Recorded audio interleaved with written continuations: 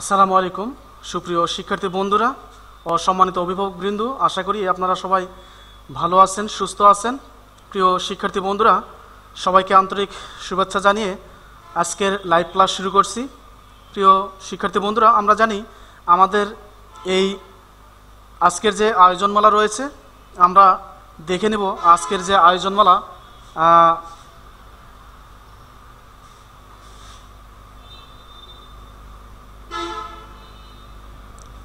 প্রিয় শিক্ষার্থী বন্ধুরা, আমরা দেখতে পাচ্ছি বাংলা প্রথম পত্র, নবম শ্রেণী, জুতা আবিষ্কার, রবীন্দ্রনাথ ঠাকুর।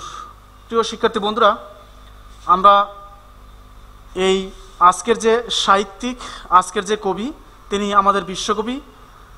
আমরা স্বল্প পরিসরে আমরা শুরুতেই এই রবীন্দ্রনাথ ঠাকুর সম্পর্কে একটু জেনে নিতে পারি যে এই সাহিত্যিক জন্মগ্রহণ করেছিলেন 1861 সালে এবং মৃত্যুবরণ করেছিলেন 1941 সালে।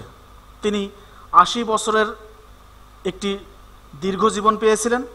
এই সাহিত্যিক জীবন ছিল তার 65 বছর। প্রিয় শিক্ষার্থী বন্ধুরা, খুব খেয়াল করে শুনতে হবে। আমি 2-1 মিনিটে একটি তথ্য দিতে চাই স্পেশাল রবীন্দ্রনাথ ঠাকুরের সাহিত্য রচিত যে সংখ্যা, সেটি খুব গুরুত্ব সহকারে। যদি কাগজ কলম কাছে থেকে থাকে তাহলে তোমরা চটপট করে লিখে নিতে পারো। আমরা কাব্যগ্রন্থের সংখ্যা জানি, এই রবীন্দ্রনাথ ঠাকুরের কাব্যগ্রন্থের সংখ্যা হচ্ছে 56টি। আমি আবারও বলছি, রবীন্দ্রনাথ ঠাকুরের কাব্যগ্রন্থের সংখ্যা 56টি, উপন্যাস 12টি।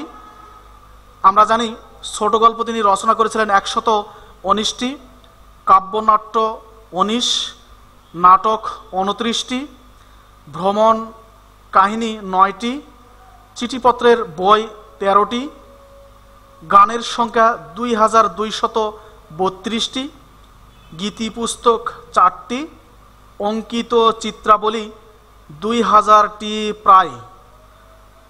প্রিয় শিক্ষার্থী বন্ধুরা, অবশ্যই তোমরা এগুলো নোট করে নিয়েছো। প্রিয় শিক্ষার্থী বন্ধুরা, আরেকটি জায়গা আমি উপস্থাপন করতে চাই।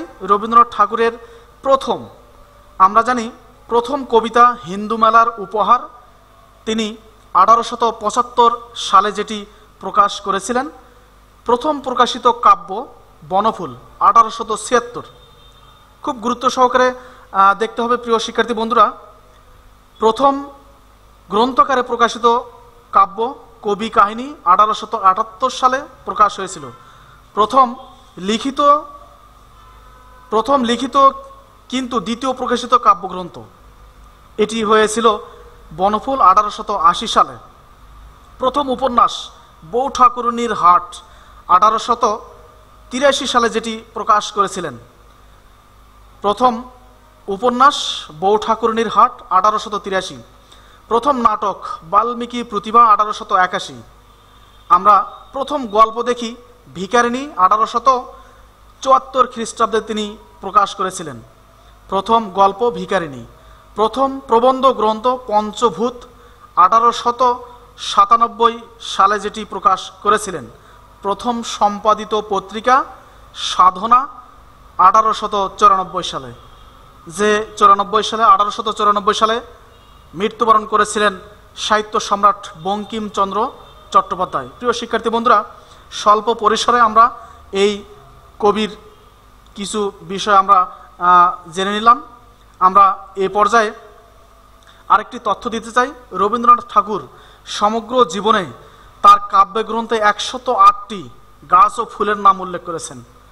একটি সত্যি প্রশংসার দাবি রাখে তার যে লেখালেখির, এর মাঝে 108টি গাছ ও ফুলের নাম তিনি উপস্থাপন করেছেন। প্রিয় শিক্ষার্থী বন্ধুরা, আমরা তাহলে কথা না বাড়িয়ে আজকে মূল পর্বে চলে যাই। দেখে নেই আমাদের আজকের যে আয়োজনমালা জুতা আবিষ্কার।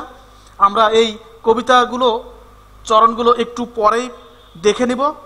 আমরা এর আগে যে জিনিসগুলো দেখে নিব, শব্দের অর্থ বা যে সারাংশ সারমর্মগুলো রয়েছে সেগুলো। প্রিয় বন্ধুরা, আমরা দেখতে পাচ্ছি যে লেখক পরিচিতি আমরা স্বল্প পরিসরে একটু জেনে নিতে পারি।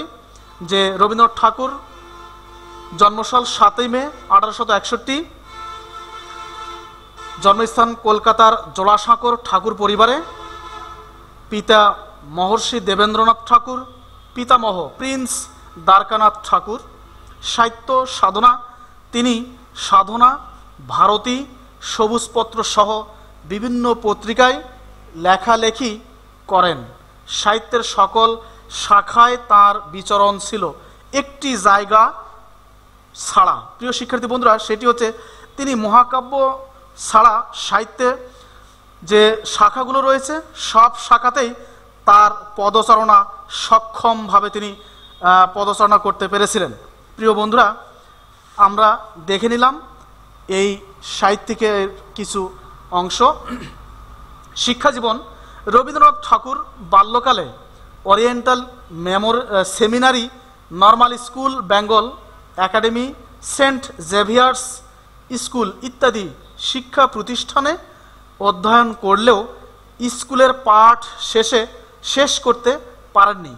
আমরা জানি যে প্রমোদ চৌধুরী একটি লাইন রয়েছে যে পাশ করলেই বিদ্যা অর্জন হয় না। আসলে এই বিষয়টি নিতান্তই সত্য। আমরা দেখি রবীন্দ্রনাথ ঠাকুরের ক্ষেত্রে তার একাডেমিক কোনো সনদ ছিল না। আমাদের জাতীয় কবি, বিদ্রোহী কবি, তার একাডেমিক কোনো সনদ ছিল না। আমরা দেখি যে ইচ্ছা শক্তি থাকলেই এগুলো সম্ভব। প্রিয় শিক্ষার্থী বন্ধুরা, আমরা দেখে নিলাম যে এই রবীন্দ্রনাথ ঠাকুর পরে 17 বছর বয়সে তিনি ব্যারিস্টারি পড়তে ইংল্যান্ডে গেলেও 1.5 বছর পর পড়াশোনা অসমাপ্ত রেখে দেশে ফিরে আসেন। তবে গৃহশিক্ষকের কাছ থেকে জ্ঞান অর্জনের কোনো ত্রুটি হয়নি। তিনি তার যে পড়াশোনা এর মাঝে তিনি ইংল্যান্ডে চলে গিয়েছিলেন ব্যারিস্টারি করার জন্য। আসলে সেখানে তিনি সফলভাবে সেই কোর্স সম্পূর্ণ করতে পারেননি। পরবর্তীতে আমরা যেটা দেখি, গৃহশিক্ষকের কাছেই তার যে পড়াশোনা সেটি তিনি অর্জন করেছিলেন। প্রিয় বন্ধুরা, আমরা দেখে নিলাম তার শিক্ষা জীবন। এ পর্যায়ে আমরা দেখে নিতে পারি উল্লেখযোগ্য সাহিত্যকর্ম। কাব্যগ্রন্থের মধ্যে হচ্ছে মানসী, সোনার তরী, চিত্রা, চৈতালি, নৈবেদ্য, গীতাঞ্জলি, যেটি 1910 সালে প্রকাশ হয়েছিল এবং 1913 সালে নোবেল পুরস্কার লাভ করেছিলেন। বলাকা রবীন্দ্রনাথ ঠাকুরের একটি অত্যন্ত গুরুত্বপূর্ণ কাব্যগ্রন্থ। তিনি নিজেই বলেছেন, বলাকা হচ্ছে আমার অনুবিশ্ব। রবীন্দ্রনাথ ঠাকুরের এই 65 বছর জীবনের মূল সার নির্যাস, মূল বিষয়বস্তু তিনি ঢেলে সাজিয়েছিলেন এই বলাকা কাব্যের মাঝেই। কল্পনা, পূরবী, পুনঃ বিচিত্রা, সেজতি, জন্মদিনে, শেষ লেখা বিশেষভাবে উল্লেখযোগ্য। প্রিয় বন্ধুরা, আমরা স্বল্প পরিসরে হলেও দেখে নিলাম আমাদের এই কবির যে সৃষ্টি সেগুলো। আমরা উল্লেখযোগ্য কিছু আরও সাহিত্যকর্ম দেখতে পাচ্ছি, দেখে নিতে পারি এক পলকে। উপন্যাস: গোরা, ঘরে বাহিরে, চতুরঙ্গ, চোখের বালি, নৌকাডুবি, যোগাযোগ, রাজর্ষি, শেষের কবিতা উল্লেখযোগ্য। প্রিয় বন্ধুরা, শেষের কবিতা হলেও এটি একটি উপন্যাস। আমরা চোখের বালি উপন্যাসটি দেখি যে তৎকালীন সমাজ ব্যবস্থার বিরুদ্ধে একটি তার নতুন একটি মাত্রা সংযোজন। আমরা দেখি যোগাযোগ, 3 পুরুষের যে অবস্থা, অর্থাৎ একটি মনোমালিন্যর যে একটি বিষয় সেটি।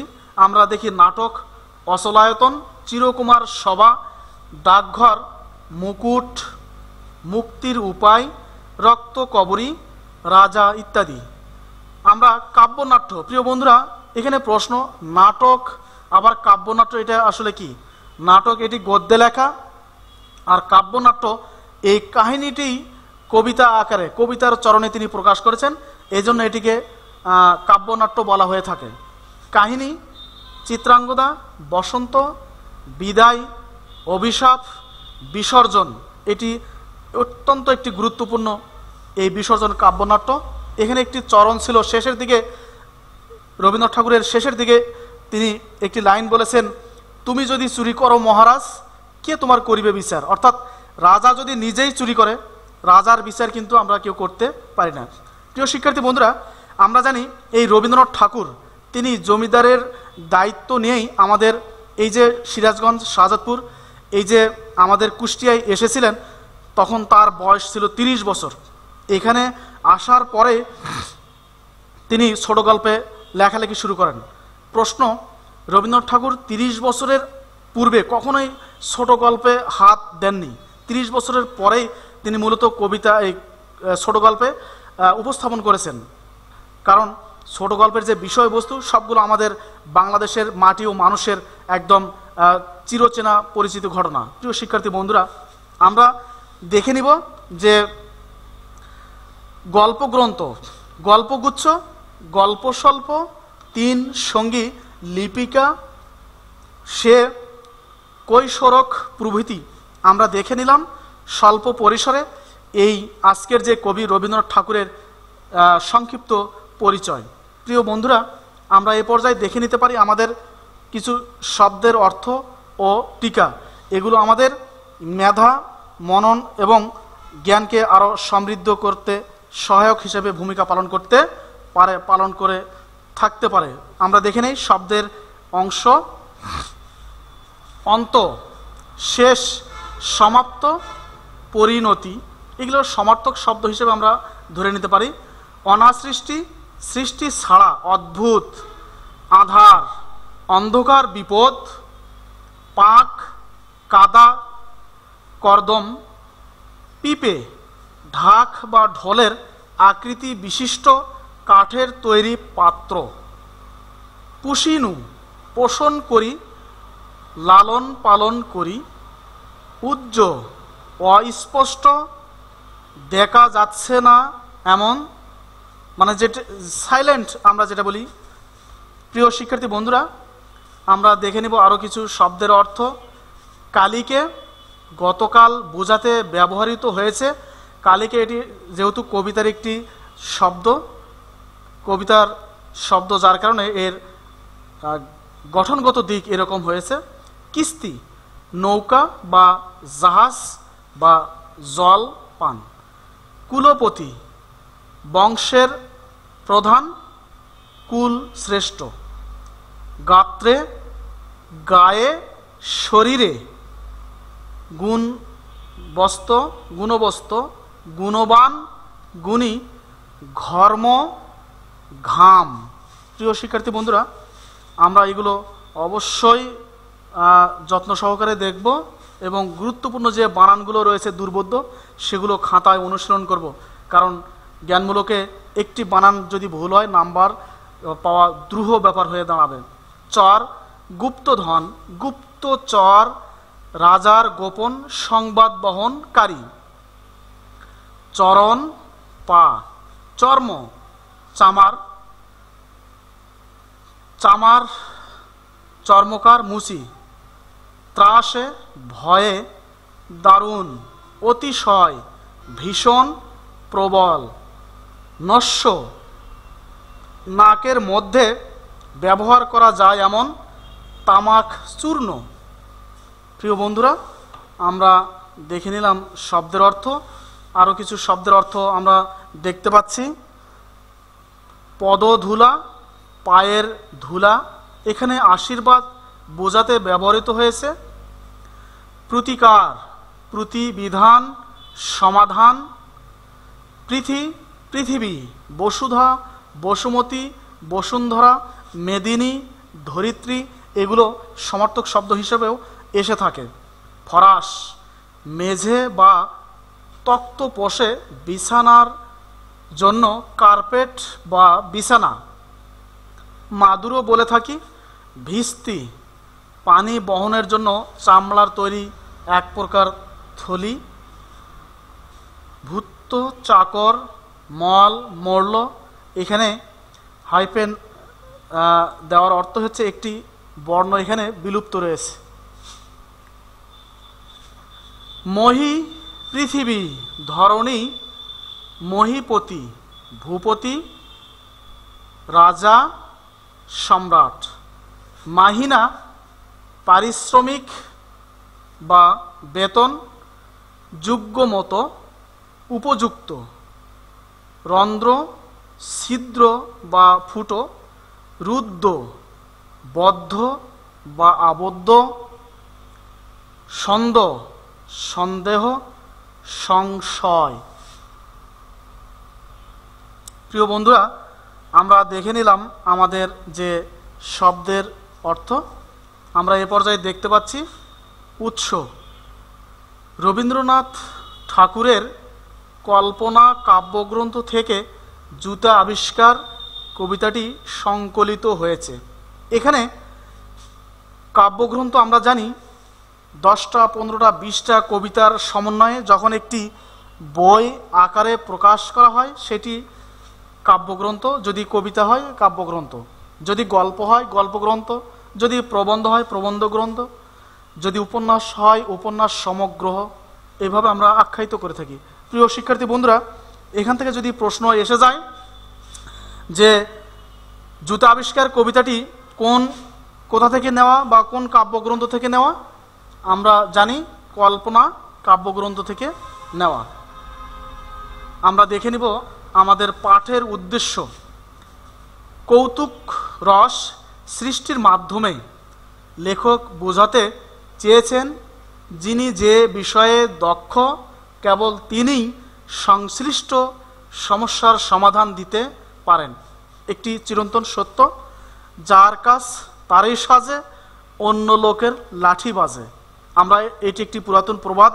প্রিয় শিক্ষার্থী বন্ধুরা, জেলে যদি এসে ডাক্তারকে বলে যে আপনি যে ওষুধগুলো দিয়েছেন এটি নিতান্তই ভুল, এগুলো দেন, ডাক্তার কিন্তু শুনবে না। আবার ডাক্তার যদি জেলেকে গিয়ে বলে তোর বেটা এভাবে কি মাছ ধরে, এইভাবে মাছ ধরতে হয়, জেলে কিন্তু সেটা মানবে না। অর্থাৎ যার যে কাজ মূলত তাকেই সেটি মানিয়ে থাকে। রবীন্দ্রনাথ ঠাকুর এই বিষয়টি এখানে তার ঠাট্টা মশকরা রস দিয়ে উপস্থাপন করেছেন যে আসলে এখানে যে যোগ্য তাকে যেন সম্মান দেওয়া হয় সেই কাজের জন্য। আমরা যেন কখনোই কাউকে ছোট করে না দেখি, হেয় প্রতিপন্ন না করি। প্রিয় শিক্ষার্থী বন্ধুরা, আমরা তাহলে দেখেই নেই কি রয়েছে এর মাঝে। এছাড়া অন্য উদ্দেশ্য হলো অভিজ্ঞতাবাদী সাধারণ পেশাজীবীদের প্রতি উচ্চ দৃষ্টিভঙ্গি পোষণ করা। আমরা আরেকটি জিনিস এখানে পেলাম, যারা যে কাজে অভিজ্ঞ সেই অভিজ্ঞ লোকদের যেন আমরা সুনজর উচ্চ দৃষ্টি দিয়ে তাদেরকে অবলোকন করতে পারি। আমরা দেখে নিব সার সংক্ষেপ। রাজা হবুর পায়ে তার নিজ রাজ্যের ধুলা লাগায় সে ক্ষুব্ধ। প্রশ্ন, প্রিয় শিক্ষার্থী বন্ধুরা, রাজার নাম কি ছিল? হবু। সে মন্ত্রী গবুরাইকে দ্রুত এ ধুলা সমস্যা সমাধান করার আদেশ দেন। আরেকটি প্রশ্ন, মন্ত্রীর নাম কি? গভুরাই, আর রাজার নাম হচ্ছে হবুরাই। প্রিয় শিক্ষার্থী বন্ধুরা, বিষয়টি সমাধান নিয়ে ভাবতে ভাবতে মন্ত্রী পণ্ডিতদের খুব ঘুম, খাওয়া দাওয়া হারাম হয়ে যায়। অর্থাৎ তারা অস্থির হয়ে পড়ে যে রাজার পায়ে ধুলা লাগবে, এটি আসলে নিতান্তই বেমানান। এটি থেকে উত্তরণের যে নির্দেশনা এসেছে এটি আমাদের যদি সঠিকভাবে সমাধান দিতে না পারি তাহলে আমাদের কারো রক্ষা নেই, চাকরিও থাকবে না। এই জন্য তারা বিধিব্যস্ত হয়ে রয়েছে কিভাবে এটির সমাধান করা যায়। অবশেষে রাজ্যের জ্ঞানী গুণী মন্ত্রী পণ্ডিতদের নিয়ে পরামর্শ করে রাজ্যে ঝাঁট দেওয়ার সিদ্ধান্ত নেওয়া হয়। অর্থাৎ প্রশ্ন, কাদের সিদ্ধান্তে ঝাড়ু বা ঝাঁটা দেওয়ার সিদ্ধান্ত হয়? মন্ত্রী পণ্ডিতদের সিদ্ধান্তে। 17.5 লক্ষ ঝাঁট দিলে সমস্ত রাজ্য ধুলাময় হয়ে যায়। আরেকটি প্রশ্ন, ঝাঁটার পরিমাণ বা ঝাঁটার সংখ্যা কত ছিল? 17.5 লক্ষ। যখন ঝাড়ু দেওয়া হলো গোটা রাজ্য ধুলা বালি দিয়ে ভরে গেল।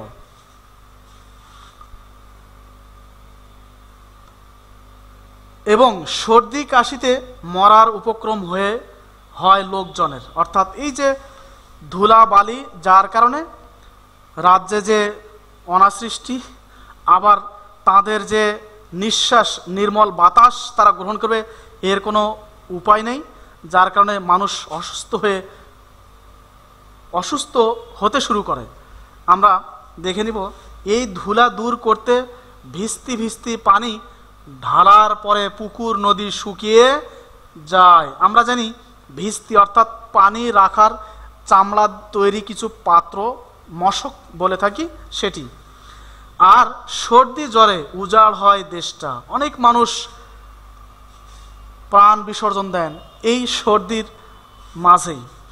আবার বসলো পরামর্শ সভা, এবার রাজ্যের মাদুর দিয়ে ঢেকে রাজাকে ছিদ্রহীন ঘরে বদ্ধ করার সিদ্ধান্ত হয়। যখন এই অস্থির পরিবেশ, অস্থিরতা বিরাজ, তখন আবার মন্ত্রিসভায় সিদ্ধান্ত গ্রহণ হয় যে গোটা রাজ্যের চামড়া দিয়ে ঢেকে দেওয়া হবে, এবং আরেকটি সিদ্ধান্ত নেওয়া হয় এই রাজা মহাশয়কে বদ্ধ ঘরে আবদ্ধ রেখে দিবে, তাহলে হয়তোবা ধুলা আর স্পর্শ করবে না পায়। কিন্তু তাতে রাজার আপত্তি আছে। পরে সমস্ত রাজ্যে চামড়া দিয়ে মুড়িয়ে দেওয়ার জন্য যোগ্য চামার খোঁজার গলদ ঘর্ম হয়। অর্থাৎ এই যে গোটা রাজ্য, গোটা দুনিয়া, তার যে রাষ্ট্র এই চামড়া দিয়ে ঢেকে দেওয়ার জন্য যোগ্য অর্থাৎ পেশাদার যে চর্মকার, চামার মুসি আমরা যেটা বলি, খোঁজার কাজে নেমে পড়ে সবাই। শেষে বৃদ্ধ চামার কুলপতি, আমরা জানি কুলপতি মানে হচ্ছে বংশের শ্রেষ্ঠ বা রাজা, কুলপতি, দলপতি। চামার কুলপতি এসে রাজার পা দুটো চামড়া দিয়ে ঢেকে দেওয়ার ঘোষণা দেয়। মন্ত্রী তাতে ক্ষেপে গেলেও বৃদ্ধ চর্মকার চামড়া দিয়ে রাজার পদযুগল ঢেকে দিয়ে সব সমস্যার সহজ সমাধান করেন। এভাবেই জুতা আবিষ্কার হয় এবং শুরু হয় জুতা পরা। প্রিয় শিক্ষার্থী বন্ধুরা, সত্যি যদি আমাদের দূরদর্শিতা, জ্ঞানের পরিপূর্ণতা যদি না থাকে, তাহলে আমরা যে পদেই আমরা যাই না কেন সফলভাবে সেটি পাড়ি দিতে পারবো না। এই জন্য আমাদের প্রয়োজন যোগ্য মেধা, মনন এবং দূরদর্শিতা। আমরা যেটি দেখেছি এই বৃদ্ধ চর্মকারের মাঝে ছোট্ট দুটি চামড়া দিয়ে পা দুটো ঢেকে দিল, রাজার পায়ে আর ধুলা লাগলো না, এ থেকেই জুতা পরা শুরু হলো। প্রিয় বন্ধুরা, আমরা দেখে নিলাম এই গল্পের যে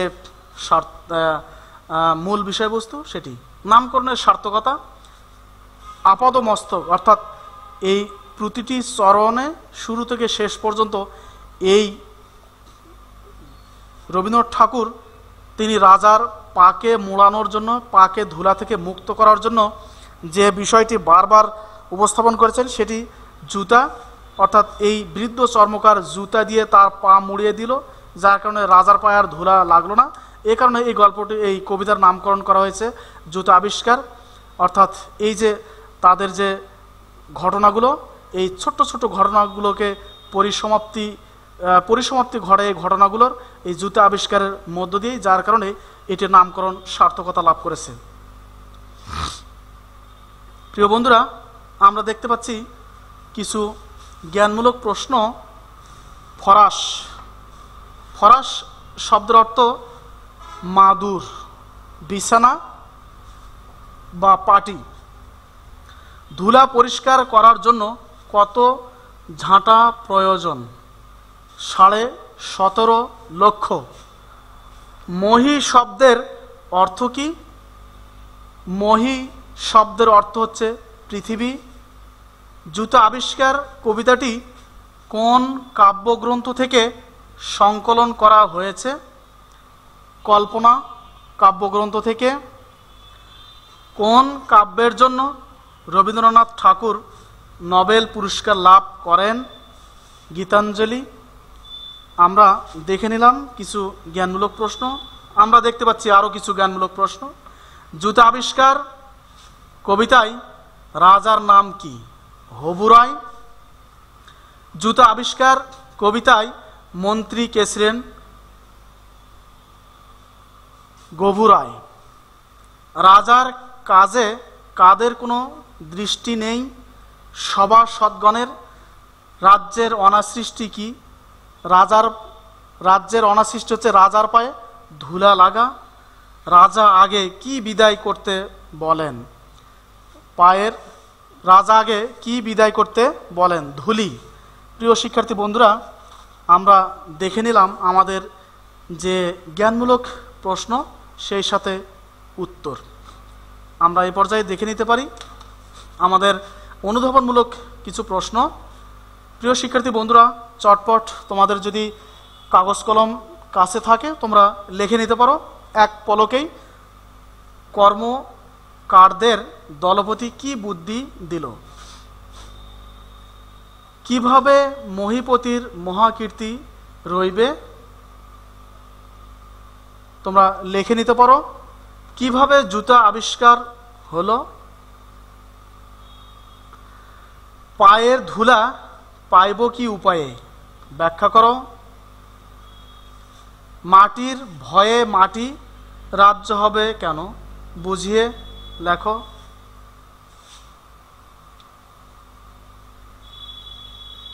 গেলে মাটি ধরায় তবে কোথায় হবে শস্য? চরণটি দ্বারা কি বোঝানো হয়েছে? একটি দারুণ জায়গা, রসাত্মক একটি জায়গা। প্রিয় শিক্ষার্থী বন্ধুরা, গোটা রাজ্য যখন চামড়া দিয়ে ঢেকে দেওয়ার কথা বলা হয়েছিল, তখন যদি ঢেকে দেওয়া হতো তাহলে রাজার উক্তি ছিল যে শস্য উৎপন্ন হবে কোথায়? আরেকটি জায়গা ছিল যে রাজার পা বা রাজাকে যদি বদ্ধ করে রাখা হয় বা পা যদি মুড়িয়ে দেওয়া হয় তাহলে রাজার পায়ের ধুলা পাবে কিভাবে? এখানে ধুলা অর্থ হচ্ছে আশীর্বাদ। মাটির ভয়ে রাজ্য হবে মাটি। রাজার এ কথা বলার কারণ কি? একটু আগেই বলা হয়েছে, এই প্রশ্নটি আবার। বাঁচিল গরু রক্ষা পেল ধরা। চরণটি বুঝিয়ে লেখো। পদধূলি তত্ত্ব বলতে কি বোঝানো হয়েছে? নদীর জলে জলযান চলে না কেন? দারুণ একটি জায়গা, কারণ ওই ভিস্তি ভরে গোটা রাজ্যের নদ নদী খাল বিল পুকুরের যে পানি সবগুলো ধুলা নিবারণের জন্য ব্যবহার করা হয়েছিল, যার কারণে পুকুরগুলো শুকিয়ে ছিল। এই শুকনো জায়গায় কখনোই তো আর নৌকা চলবে না, এই জন্য এটি বলা হয়েছে নদীর জলে জলযান চলে না কেন। প্রিয় বন্ধুরা, নিশ্চয়ই তোমরা আমাদের আজকের যে লাইভ ক্লাস এটি উপভোগ করেছো। প্রিয় শিক্ষার্থী বন্ধুরা, সেই সাথে আশা রাখবো আমাদের যে অনুধাবনমূলক প্রশ্ন, জ্ঞানমূলক প্রশ্ন, এগুলো তোমরা সঠিকভাবে উত্তর দেওয়ার চেষ্টা করবে। প্রিয় শিক্ষার্থী বন্ধুরা, তাহলে কথা আর না বাড়িয়ে আজকে লাইভ ক্লাস থেকে আমি বিদায় নিচ্ছি। সে পর্যন্ত আগামী লাইভ ক্লাস দেখার আমন্ত্রণ জানিয়ে আজকেই আমাদের যে শিক্ষার যে কার্যক্রম লাইভ ক্লাস এখানেই শেষ করছি। ভালো থাকো, সুস্থ থাকো, নিরাপদে থাকো। আসসালামু আলাইকুম।